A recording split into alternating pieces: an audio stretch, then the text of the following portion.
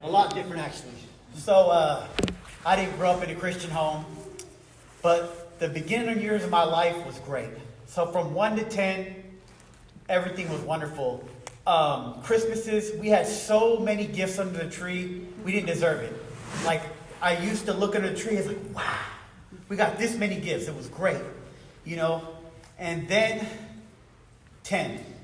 One day we're supposed to, my mom was going to a family picnic, right? We're supposed to go to this picnic, and we're looking forward to it. It was for her company barbecue.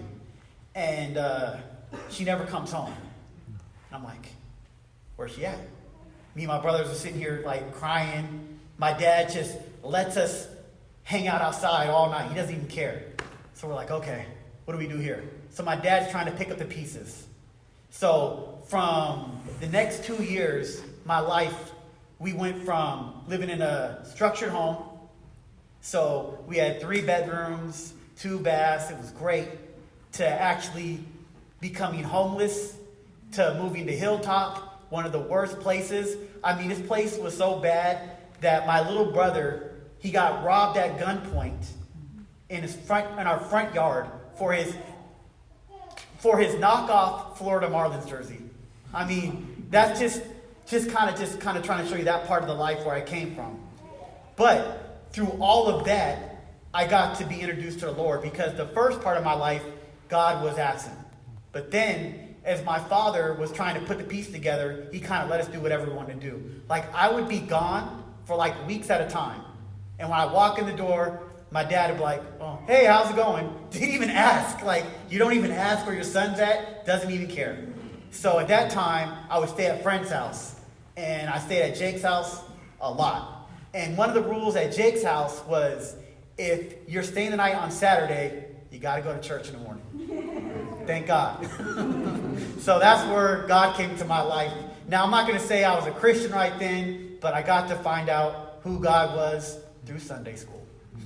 Sunday school is fun. That's what I remember about that time in church, was Sunday school. So I know there was treats, and that's all I know. Got to eat some food. Well, we didn't have a lot of food back then, so this was great to me. So, praise God. So I'm going to move forward.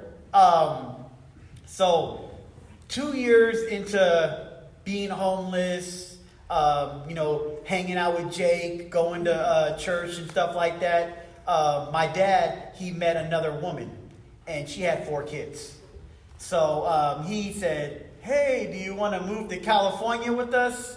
And we're like, I don't really trust you, because he wasn't really, someone who was a provider. So decided not to go. And so he actually talked to my mom, and my mom did not have means to take all of us. So it was 3 of my brothers.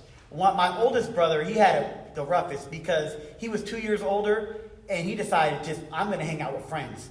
I don't trust my dad. I'm not going to live there. So me and my brother were living with my dad, and then my mom decided to take my little brother, and my older brother decided to take me. Ding, ding, ding. Older brother was a born-again Christian. Right? So I ended up going to church. I go to Life Center Church. Life Center Church was fun. I went to Faith Presbyterian. I was bored. Okay? I was bored. But I didn't know what church was about, right? So going to church with my brother, he tried to reel me in, because I was kind of a lost kid or whatever. And so he actually he actually gave me my first gospel CD. It was called The Gospel Gangsters. It was a rap CD. I was really, really trying to feel it, right? I'm listening to it. I'm showing all my friends it. I'm used to listening to all this secular music and everything. Like, where's it at? And everybody's like, nah, we don't like it. So thumbs down. It's okay. I listen to it now. It's okay. All right? So now, moving forward, I'm going to go fast forward 10 years. But between those 10 years, I still actually went to church every now and again, but it wasn't like a thing where I had to go, I had to be there. But I called myself a Christian. I would talk to people about God, minimal. But I still talked about God. I never denied God. Okay? So now I'm 30 years old. I'm working at Macy's, still work at Macy's. I'm a seasonal manager in women's shoes. So I get a phone call, and my mom's in the hospital. Oh, okay. So Still working. And my store manager says, what are you doing? I was like, well, I'm trying to complete my shift. She goes, no, you go to the hospital right now. Praise God, because if I didn't go to the hospital, it would have been bad. So I go to the hospital. My mom's not doing well at all. Lost. So I do a prayer chain. First time in my life. Because I always see people doing prayer chains. I'm like, what's this about? I'm doing a prayer chain. So I ask everybody to pray for my mom. So in the hospital, and I think she's getting better, you know. I'm there with my girlfriend who, at the time, now is my wife. We're sitting in the hospital, and my brothers. My mom's heart's beating super fast, right? Then it kind of slows down and levels out a little bit. You know, it's about 12 o'clock now. We've been in the hospital all day. And the doctor said, you know, it could be two things. A, she's getting better. Or B, she's getting weaker, and she's gonna, you know, she's gonna go. I'm like, she's getting better. She's getting better. Well, I go home, go to sleep, because I'm exhausted. 3 hours later, get a phone call. She's gone, right? So, I'm broken. And, you know, God, he's kind of funny. So God he worked on me. He's like, David, you're going to be able to prepare for this moment. So, like I said, I would go to church every now and again. And the sermon told me in so many words that you can either accept the Lord or reject the Lord. If there's any moment for me to accept or reject him, this was it, right? So I accepted God. And I mustered up everything I had in me. Went to the hospital room with my mom there lying. She was dead. Kissed her on the cheek. And I thanked the Lord for my mom. But that's not it. That's not my testimony. Okay, that's just part of it, right? But that's, you know, God was in my life. I knew who God was and stuff like that. So now I'm lost. I don't know what to do. My life, I was always just like going out, going to the clubs and stuff like that. I wasn't nobody that did a lot of drugs. I didn't really drink. I just liked the atmosphere. But music was there, and I love music, right? So God said, I'm going to get you, David. I'm going to get you. So what he does is I'm sitting at home. I need something to fill my brain because I've never dealt with this kind of pain in my whole life. And I'm looking through Google Play Store, and I find this app. It's called Raw Digga Straight Spittin'. What's this about, right? So I used to rap. I still rap now, right? But I used to like freestyle with all my friends. I was never good on a beat.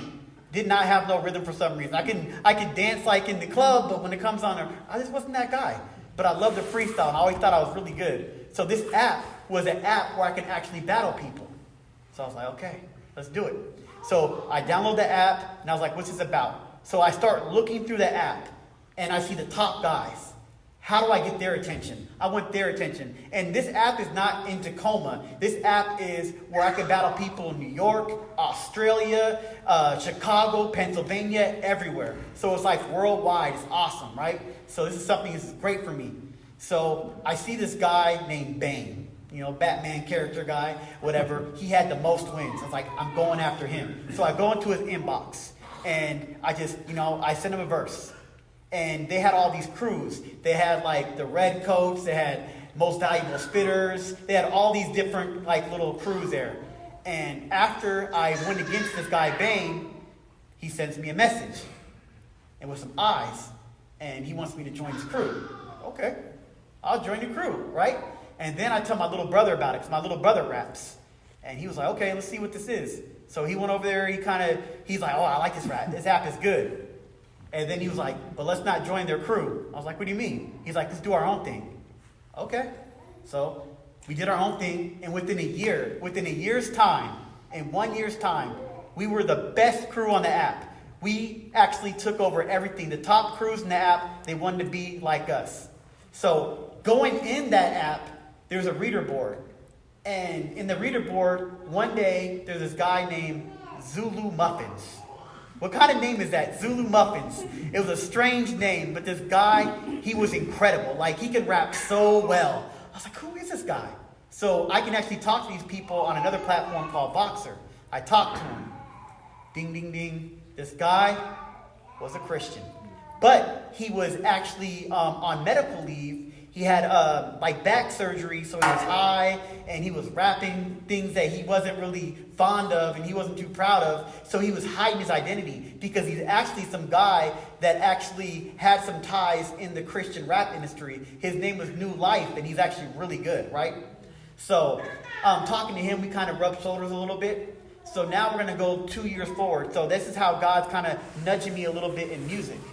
So we do our own little thing. I do a rap league called, I joined a league first called Underground Battle League. And now I'm becoming more polished. So we're doing video battles. Before we were doing audio battles so I can read things off. So now I have to memorize everything and I have to be good. Like I'm preparing myself for the main stage or something, right?